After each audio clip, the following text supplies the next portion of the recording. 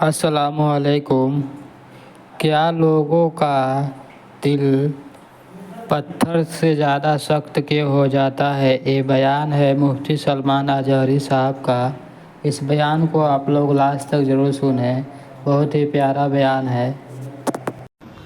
قرآن میں اللہ تعالیٰ نے فرمایا پہلے پارے میں ثم قست قلوبہم من بعد ذلك فہی کالحجارۃ او اشد قسوا، لوگوں کے دل پتھر کی طرح سخت ہو گئے، نہیں بلکہ اس سے بھی زیادہ سخت ہو گئے۔ اللہ فرما رہا ہے کچھ لوگ ایسے ہیں جن کے دل پتھروں سے زیادہ سخت ہوتے ہیں۔ پتھر میں کوئی چیز داخل بھی نہیں ہوتی، اندر سے کوئی چیز باہر بھی نہیں آتی۔ تو جس کا دل سخت ہو گیا ہے، ہدایت کی کوئی بات اس کے دل میں داخل بھی نہیں ہوتی اور کوئی بھی اچھی بات وہ قبول بھی نہیں کرتا، انہی لوگوں کے متعلق قرآن کہتا ہے صم بکم عمی فہم لا یرجعون۔ یہ کس کے لیے ہے؟ اندھے ہیں، گونگے ہیں، بہرے ہیں، وہ اب لوٹنے والے نہیں۔ قرآن میں اللہ تعالیٰ فرماتا ہے ختم اللہ علی قلوبہم وعلی سمعہم وعلی ابصارہم غشاوہ، اللہ نے ان کے دلوں پر مہر لگا دیا، ان کی آنکھوں پر، ان کے کانوں پر پردے پڑے ہوئے ہیں، ان کے لیے دردناک عذاب ہے۔ میرے عزیزو یاد رکھو، ایک مومن کے لیے سب سے پہلی چیز قلب کا تصفیہ، دل کا علاج کرانا۔ دل کا علاج سے مراد کسی کارڈیالوجی کے پاس جا کر کے نہیں، وہ تو خون کی نالیوں کو تو صحیح کر لے گا، لیکن دل کے اندر جو گناہوں کا میل ہے اس کو کوئی کارڈیالوجی صحیح نہیں کرتا، اس کو ڈاکٹرز نہیں صحیح کریں گے۔ اور یہ بیماری نہ تمہیں ایکس رے میں بھی نظر نہیں آئی، ہاں اس کی نشانیاں بزرگوں نے بیان کی ہیں، تم خود پرکھ سکتے ہو۔ اگر قرآن پڑھنے میں دل نہیں لگتا ہے تو سمجھ لو کہ دل کالا ہو رہا ہے۔ مسجد میں زیادہ دیر بیٹھنے میں دل نہیں لگتا ہے تو سمجھ لو کہ دل کالا ہو چکا ہے۔ اللہ کی راہ میں خیرات کرنے سے دل ہاتھ نہیں اٹھتا تو سمجھ لو کہ دل پورا کالا ہو چکا ہے۔ ایسی نشانیاں بہت ساری ہیں۔ آیات قرآنیہ پڑھی جا رہی ہیں، سننے کا شوق نہیں، لیکن وہی گانے گھنٹوں سنتا ہے، یہ دل کے کالے ہونے کی علامات۔ تھوڑی دیر اپنے والدین کو دیکھ نہیں سکتا، لیکن گھنٹوں غیر محرم عورتوں کو دیکھنے کا شوق ہے۔ کلام پاک کو تھوڑی دیر کے لیے نظر بھر کر کے دیکھنا نہیں چاہتا، لیکن موبائل میں گھنٹوں بیٹھا رہتا ہے۔ یہ تمام چیزیں دل کے سیاہی کی علامات ہیں میرے سے۔ اگر علاج نہیں کیا تو یہ پتھر ہو جائے گا، یہ پتھر ہو جائے گا، اور پھر اس کا علاج بھی نہیں ہو پاتا۔ اسی طرح مرے دل کے ساتھ دنیا سے وہ چلا بھی جاتا ہے۔ آخر اس دل کی صفائی کیسے کی جائے؟ کون سا صابن، کون سا سرف، کون سا پانی لے کر کے اس دل کو دھوئیں تو صاف ہوگا؟ نہیں میرے عزیزو، یہ دل صرف اور صرف اللہ کے ذکر سے پاک ہوتا ہے۔ قرآن نے کہہ دیا الا بذکر اللہ تطمئن القلوب، تو اس دل کی صفائی جو ہے اللہ کے ذکر سے ہے۔ اب ایک بڑی بات میں آپ کو بتاؤں، فقہ کا ایک قاعدہ ہے، قانون ہے، شریعت کا ایک مسئلہ ہے۔ زمین پر اگر نجاست پڑ گئی، کیسے پاک کریں گے آپ؟ کھلی زمین تھی، گوبر پڑا ہوا ہے، پاک کرنے کا طریقہ، ہر چیز کو پاک کرنے کا طریقہ الگ الگ ہے۔ مسائل آپ پڑھیں گے تو سمجھ میں آئے گا۔ کپڑے پر لگے تو دھونا ہے، بدن پر لگے تو دھونا ہے، برتن پہ لگے تو دھونا ہے، الگ الگ طریقے ہیں سب نجاستوں کو پاک کرنے کا۔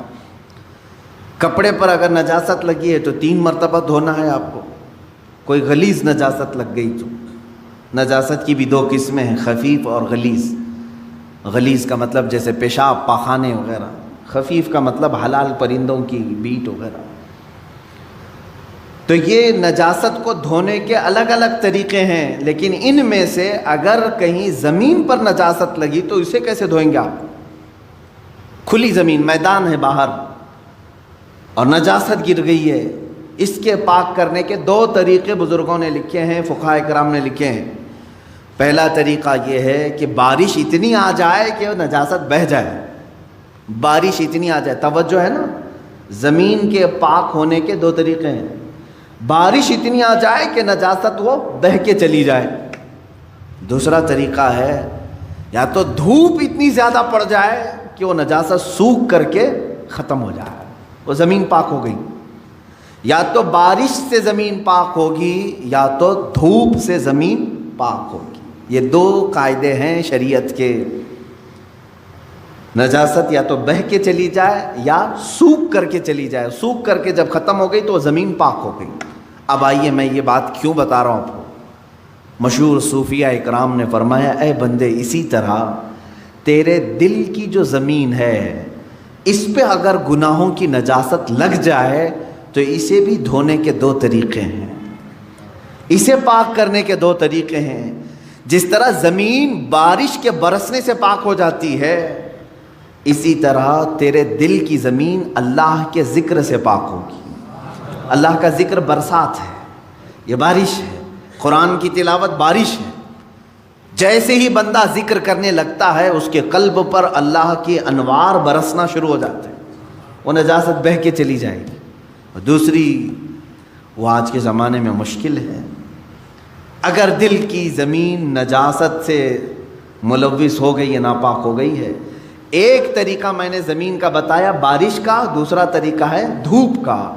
دل کی نجاست کو دھونے کے لیے ایک ذکر الہی کی برسات، یا تو پھر شیخ کامل کی نگاہوں کی گرمی سے، شیخ کامل کے نگاہوں کی گرمی سے نجاست پاک ہو سکتی ہے۔ یہ دو طریقے ہیں۔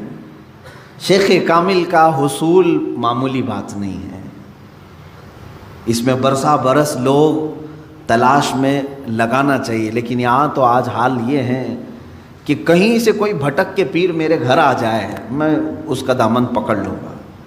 در حقیقت جسے اپنے بیماریوں کو صحیح کرنے کی طلب ہے وہ سچے پیر کی تلاش میں گھومتا پھرتا رہے گا، یہ نہیں کہ بازار میں بیٹھ کر کے انتظار کرے گا۔ اسے تو ڈھونڈتے رہنا چاہیے کنٹینیو کہ کہیں مجھے شیخ کامل ملے جو میرے دل کے مرض کا علاج کرے، جس کے پاس بیٹھوں تو مجھے گناہوں سے نفرت پیدا ہو جائے اور میرے دل کے اندر گناہوں کی جو نجاست ہے اس کی نگاہوں کی گرمی سے دھل جائے۔ اور یہ دو چیزیں ہوتی رہی ہیں۔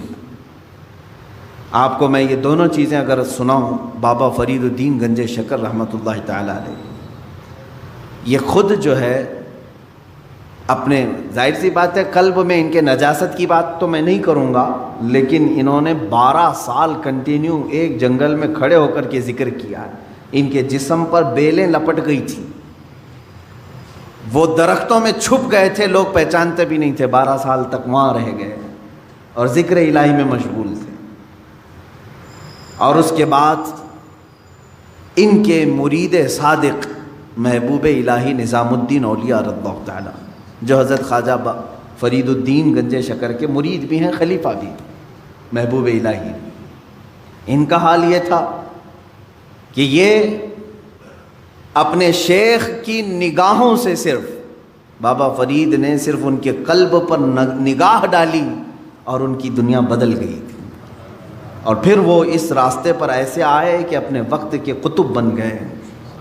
تو یہ ہوتا ہے شیخ کے نگاہ کی گرمی یا تو دلوں کو بہت پاک کر دے اور بہت اعلیٰ بنا دے، یا تو پھر ذکر الہی کی کثرت کہ بندے کے دل کو پاک و صاف کرے۔ یہ دو ہی چیزیں ہیں میرے عزیزو، یہ دو کو چھوڑو گے تو پھر یہ زمین اتنی نجس ہو جائے گی، اتنی نجس، یوں سمجھ لو کہ کوئی ایک زمین، جیسے ہمارے ہبلی کے باہر بھی کہیں ڈمپنگ گراؤنڈ تو ہوگا جہاں سارے لوگ کچرا پھینکتے ہیں، اس کے پاس سے گزرو گے تو ناک پکڑ کر کے جانا پڑے گا۔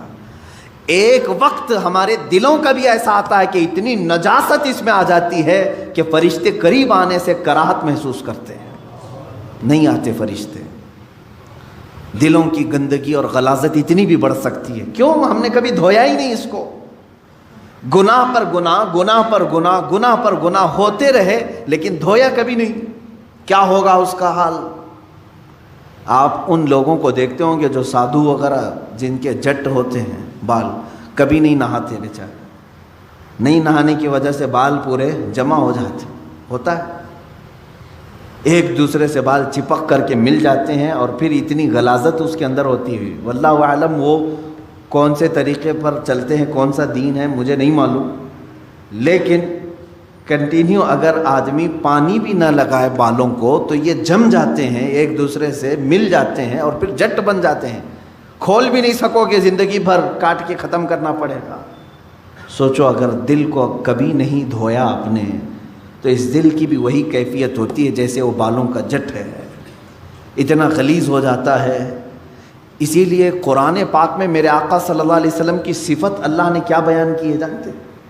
وہ رسول تمہارے درمیان آ رہا ہے، دیکھیں 3 جگہ پر آیت آئی ہے، یہ 3 جگہ پر، تینوں جگہ پر اللہ نے یہی بیان فرمایا، وہ رسول تمہارے درمیان آ رہا ہے، یعلمہم الکتاب والحکمت ویزکیہم، تمہیں کتاب اور حکمت کی تعلیم دے گا اور تمہارے دلوں کو خوب پاک کرے گا۔